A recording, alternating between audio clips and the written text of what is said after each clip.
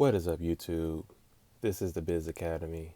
This YouTube channel focuses on helping entrepreneurs and small businesses learn how to grow, gives them different strategies and knowledge on how to be a better company.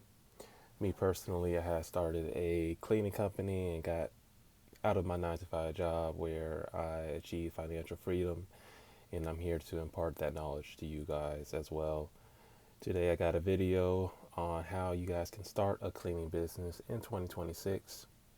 This is a business of choice that I chose in order to live the life that I want, and I think that this is a good starting up business if you guys have nothing else to go ahead and try. So yes, in this video I'm going to go ahead and show you guys the steps to doing a cleaning business, what you should expect, how to get customers, marketing, all that jazz.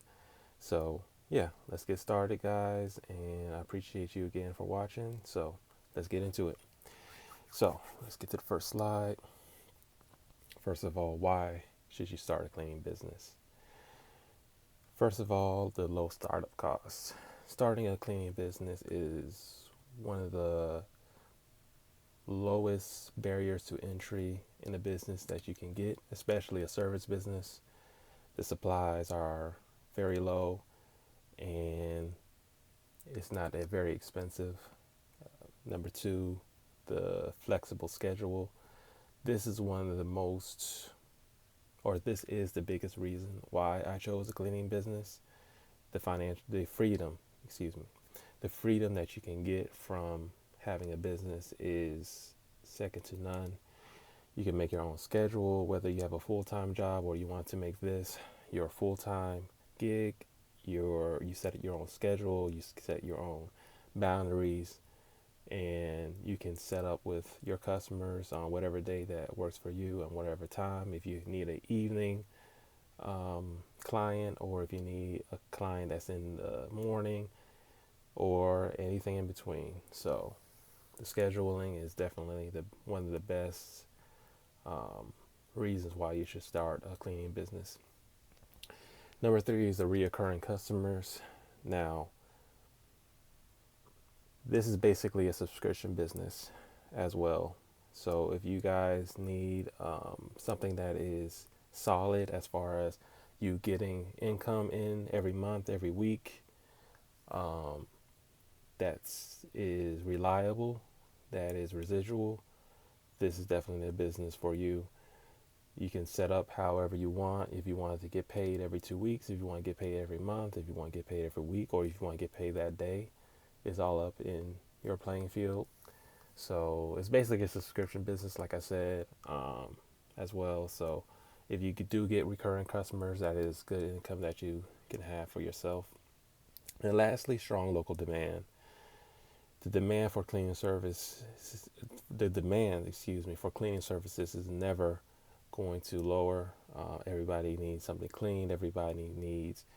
Um, Everybody needs something cleaned. Everybody needs whatever this party or commercial buildings. You know, people are messy, and people don't want to clean up after other people a lot of the time. So they would pay you to do that.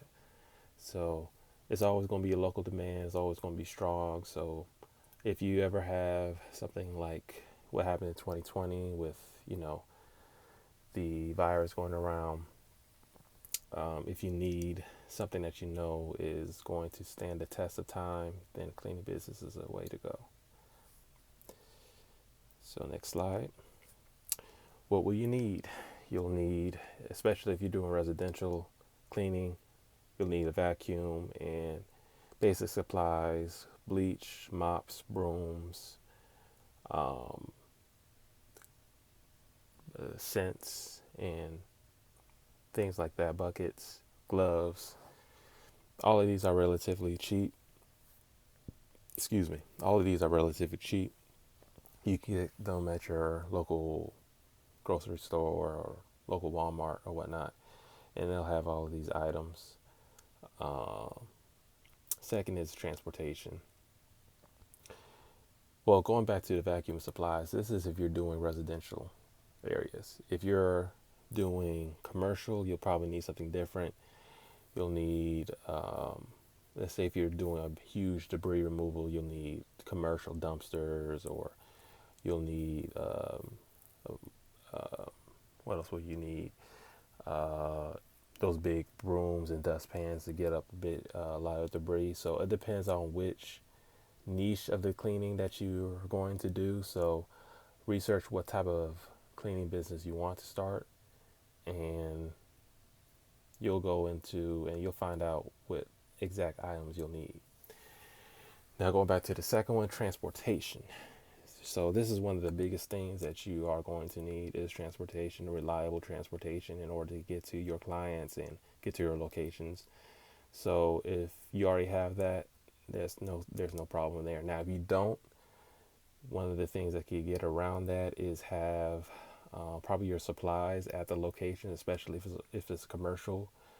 Allow your supplies, your cleaning supplies and whatnot at the particular location that you're cleaning, and you'll all you just need is like an Uber ride or somebody to help you get there in order to start cleaning. But transportation is definitely a key factor in this business. Just make sure that you have that. Business phone and email so that your customers can contact you and you can keep everything separated from your personal life. And lastly, and probably the most important, is the professional mindset. You need to show up on time, you need to learn how to communicate clearly, and also you need to take pride in your work. So people want reliable people to work with. People want um, people who can communicate and tell them exactly what they need and why, and to be professional and on time. Um, you don't want to wait around for anybody. You don't want any angry customers. So make sure that you're very professional. Make sure that you're going to do what you say you're going to do at the end of the day. So the business setup. The fun part is choosing a business name. Just make sure it's a nice business name. It doesn't really, or and that it centers around cleaning. It doesn't have to be anything fancy. It can be anything simple. Um, just make sure it's not too long. Like Mark's Most Extravagant Cleaning LLC, something like that. Don't just Mark's Cleaning will be fine. So just make sure that your business name is professional, of course, um, centers around cleaning and nothing too extravagant. Register. I would recommend that you register the business. You can do something called a sole proprietorship, but I would recommend going ahead and nipping the bud and getting the LLC or an S corp, and go ahead and register that, because you'll have something called W-9 as well that you'll need. And well, the W-9 has a sole proprietorship, but it just makes everything easier if you have an LLC. If you need to start getting employees fast or whatnot, just go ahead and register it, and it'll make everything easier. And then open a business account. Um, to open a business account, you'll need to register your business, and then they'll give you something called an EIN number. It's kind of like a social security number, but it's just for your business. And you'll be able to open a business account and go ahead and um, get that thing rolling. And insurance as well. A lot of people require insurance nowadays, especially if you're in a commercial scene. What they usually require is a general liability and workers' comp. And we'll get into that a little bit more a little bit later. But those are the two insurances, the main insurances that you'll need. You can't get away with general liability, but if you have workers, or if you're doing, like I said, commercial cleaning, they'll probably require the other one too. Finding customers. So the first method of getting customers is Google Business Profile. Completely free. It'll just put up your basic information and have your phone number and basically a quick summary of what you do. That's actually how I found my first customer, was a business profile, Google Business Profile. But but that's a great way. You are usually going to get your first customers through your friends and family. Ask anybody who needs cleaning or help cleaning, or anybody they know that needs somebody clean for them. So look in your contacts in your phone and make sure that you use up that resource. Facebook groups. Look in your local area on Facebook and see if there are groups that you can reach out to or that you can join in order to, increase your visual standing, I should say. Email. This is where I got most of my clients. I'm more in the commercial cleaning space, so this is where I got most of my clients from, and email and cold calling. So if you're in especially if you're in a commercial space of cleaning, you'll be able to find emails for a lot of these companies and tell them and show them what you do, and that's where I got most of my customers from, and cold calling, like I said. But this is more so for the commercial space because their information is more public.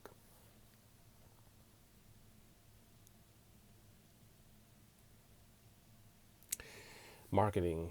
Marketing is kind of in a similar vein as the previous slide, but these are a little bit more resources that you can use. Business cards. Make sure you guys have business cards. There are a bunch of resources that you can use online. They offer you business cards for, a small fee. Flyers. You can go to Canva and make yourself a good flyer, and that'll definitely help you in your marketing. A website. A website is very, very important as well. Um, Make sure you upload pictures of different cleaning jobs that you have done, um, reviews as well, uh, as in the next juncture of this marketing segment. And ads, Facebook ads, Google ads. Those are a lot of resources that you can use. In future videos, I'm going to go into more depth on these particular things, but I just want to give you a summary of different resources that you can use in order to get your name out there and your brand. I forgot to add social media as well. Instagram, TikTok, those are great resources that you can use in order to improve your visual standing. And yeah, those are some good resources that you can use, and I highly recommend that you research more into those. Like I said, in future videos, I'll go more into depth on how you can use these because um, these methods are yeah, they're second to none. Now, going over some common mistakes. Number one is waiting too long. You guys probably had the thought of starting a cleaning business, but didn't want to get into it. Said I'll do it later. Whatever excuse in the book, but go ahead and do it, guys. It's not too hard to start reaching out. Even if you don't set up an LLC, even if you don't set up a bank account, these are just recommendations. Just go out and try, see what the local market is offering, and go ahead and learn and try it. Um, waiting too long is never going to help you. Taking action will. The other thing is underpricing. This is one of my biggest issues, especially starting out, was underpricing. Um, I saw what the local markets were offering, and I kind of went under that, which is a no-no. What you need to do is offer a fair price, of course, but don't underprice. Don't try to uh, undercut the competition because it's not going to work out for you in the end. Remember, especially if you want to grow this business, you're going to have to pay employees, you're going to have to pay other things as well. Your insurance, you got to make sure that a lot of these prices that you are quoting is going to cover a lot of the costs that you're doing, especially going to the place and all that type of stuff. So don't underprice it, if anything, overprice. You know, customers won't care about the price, in particular if you do a good job. So I can't stay on this enough. Is don't underprice. Number three is poor communication. Especially if you have people who are interested, don't go too long without talking to them. Warm or nurture those leads, I should say. Make sure that you are clear and articulate in the particular thing you're about to clean. Make sure you're clear on what it is that you do as um, as a service provider. Make sure that you respond quickly and clearly to your customers. Make sure you set expectations and make sure you listen. That's one of the biggest things you need to do. You need to listen to their problem. You're there to solve a problem for them. You're not there to, of course, they're there to help you. Of course, they're there to, give you money and all that type of stuff. But you're there to provide a solution for them. That's what they're looking for you to do. So be professional and follow through also. So that's a quick summary of how to start a cleaning business in 2026. I hope you guys enjoyed the video. I will continue to post more content and different things that you can do in order to grow your business, specifically cleaning, but I also help other businesses as well. Please, guys, subscribe, like, comment, and give me topics that you would like me to discuss in the comments as well. And I will see you guys in the next one. Peace.